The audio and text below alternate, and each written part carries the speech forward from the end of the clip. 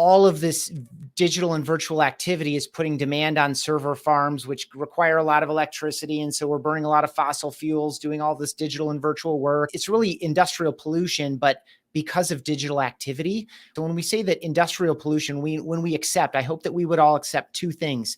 First, that industrial pollution draws down our natural capital. Some of it is irreparable and irreplaceable. And similarly, digital pollution is drawing down our social capital and the trust that binds us together and makes all things possible. Like the more we pollute the space, the more trust is destroyed. And so even if we are doing well-meaning things the right way, it's arriving to people and sitting in feeds and sitting in inboxes alongside all of this other garbage.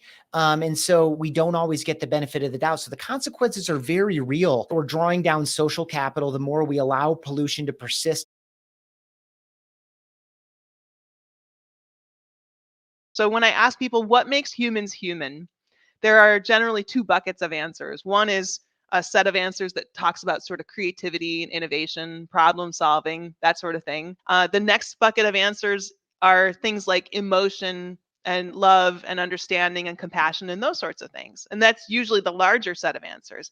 But what I find is, number one, non-human animals possess many of those traits too. So they're not uniquely human. And the more we think in a sort of far ahead way about machines and what machines are going to be able to contribute to our world, the harder it is to disambiguate what humans contribute in those categories from what machines are going to be able to contribute in those categories. But where I think we are unique is in meaning. We are meaning seekers. We are meaning makers. We just thrive on meaning.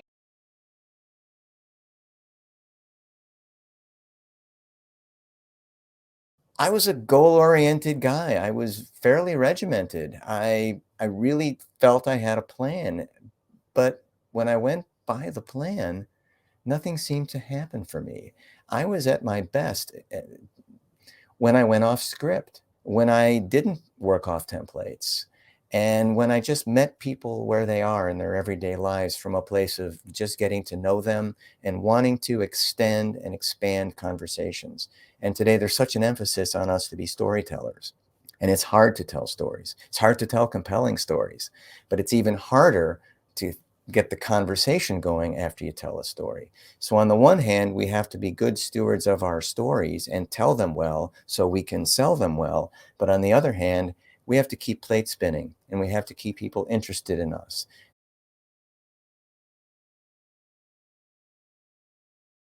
It's not just an opportunity for differentiation, it is actually a responsibility. I believe that just as we do social corporate responsibility for the environment, for climate change, for diversity in the workplace, it is also our responsibility as businesses to create truth in media and trust in media, because we have the opportunity and responsibility to do exactly that.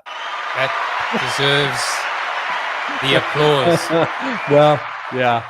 And a self-interest, by the way, because if I'm the one who brings it to you, right? If I'm the company who brings it to you, then good for me, because you'll like my brand better, right? You said it well. I don't want to have a relationship with a stick of butter. I don't want to have a relationship with a cup of coffee. I want to have a relationship with the people who are the cup of coffee. I want to have a relationship with the knowledge. I want to have a relationship with the story.